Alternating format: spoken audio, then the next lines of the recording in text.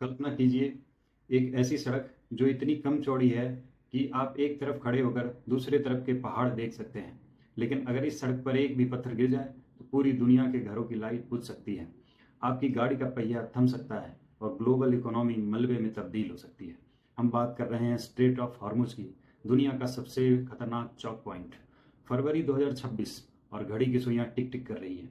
एक तरफ अमेरिका का सबसे घातक aircraft carrier USS Gerald Ford अपनी मिसाइलें ताने खड़ा है, तो दूसरी तरफ ईरान की सुसाइड बोट्स और किलर ड्रोन्स ने समंदर को एक बारूद के ढेर में बदल दिया है।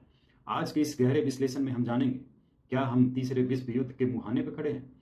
हॉर्मुज फारस की खाड़ी पर्शियन गल्फ को ओमान की खाड़ी से जोड़ता है। एक तरफ ईरान की ऊंची ऊंची पहाड़ियां, दूसरी तरफ ओमान और यूनाइटेड अरब एमिराट्स का तट है। लेकिन इसकी असल डरावनी बात इसकी चौड़ाई नहीं, बल्कि इसका नेविगेशन चैनल है। पतली गली, बड़े जहाजों के लिए सिर्फ 3 किलोमीटर का रास्ता है, यानी आने जाने के लिए मात्र 1.5 किलोमीटर और 1.5 किलोमीटर की जगह। गहराई का संकट, मात्र 60 मीटर गहराई है कई जगहों पे। एक बड़ा जहाज अगर यहाँ डूबा, जैसे 2021 में स्वेज नहर में एवरग्रीन फंसा था, तो पूरा ग्लोबल ट्रेड हफ्तों के लिए कोमा में चला जाएगा। 2026 का flash point, America versus Iran. फरवरी 2026 में तनाव जब चरम पर पहुंचा, जब ईरान की आईआरजीसी ने अपनी नेवल सिक्योरिटी एक्सरसाइज शुरू की। यह अभ्यास नहीं, एक खुली चेतावनी थी अमेरिका के लिए। ईरान ने अपनी 200 किलोमीटर रेंज वाली एंटीशिप मिसाइलें नूर और कदर को वहां डिप्लॉय कर दिया। स्वार्म टैक्टिक्स के लिए 50 से 100 छोटी तेज रफ्तार बोट्स, जो मधुमक्खियों की तरह एक विशाल अमेरिकी डिस्ट्रॉयर को घेर कर उसे अपाहिज बना सकती है। जवाब में पेंटागन ने इराक युद्ध के बाद का सबसे बड़ा नेवल जमावड़ा वहां पे किया। यूएसएस जेराल्ड आर फोर्ड के साथ साथ कतर और यूएई के एयरबेस पर F-22 रैप्टर और B-52 bombers stand by board पर तैनात हैं। पर्दे के पीछे की कूटनीति की अगर हम बात करें, तो क्या यह सिर्फ हथियारों की लड़ाई है? नहीं, असली खेल वियना, मस्कट और दोहा की बंद कमरों की मीटिंग्स में चल रहा है।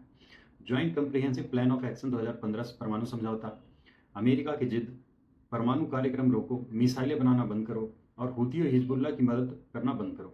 लेकिन ईरान ने दो टूक कहा है, जब तक हमारे ऊपर से प्रतिबंध नहीं हटेंगे तब तक इस रास्ते से तेल का एक कतरा भी नहीं बहेगा। अगर इकोनॉमिक इम्पैक्ट की बात करें, अगर हॉर्मुज सिर्फ 3 दिन के लिए बंद हो जाए तो क्या होगा? जो क्रूड ऑयल है वो $200 प्रति बैरल तक पहुंच सकता है। भारत में पेट्रोल 200 रुपये लीटर को पार कर सकता है। भारत का संकट यह है कि अपने टोटल यूज का 85% बाहर से निर्यात करता है, जिसका 60% इसी स्ट्रेट ऑफ हॉर्मुज से होकर गुजरता है। चीन और जापान के भी अधिकतर तेल यहीं से होकर गुजरते हैं। बैकअप प्लान की अगर बात करें, तो सऊदी की ईस्ट वेस्ट पाइपलाइन या फुजैरा पाइपलाइन मिलकर भी सिर्फ 40% जरूरत पूरी कर सकती है।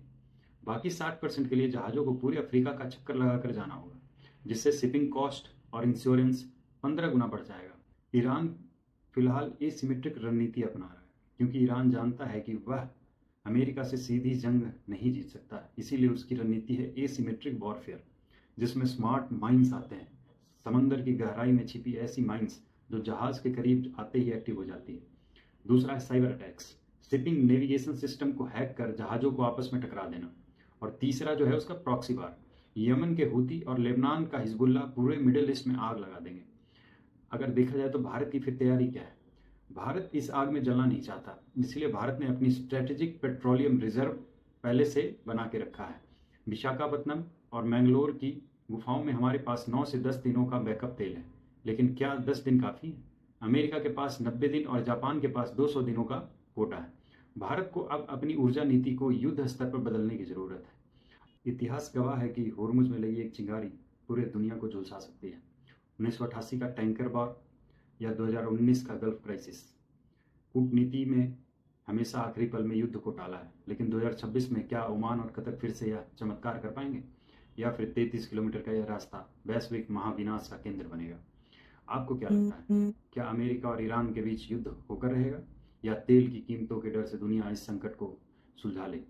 अपनी राय कमेंट्स में जरूर बताएं, और अगर यह विश्लेषण आपको पसंद आया तो इसे शेयर करें, ताकि सबको पता चले कि हमारे घरों का बजट समंदर की इस पतली गली पर कैसे टिका है।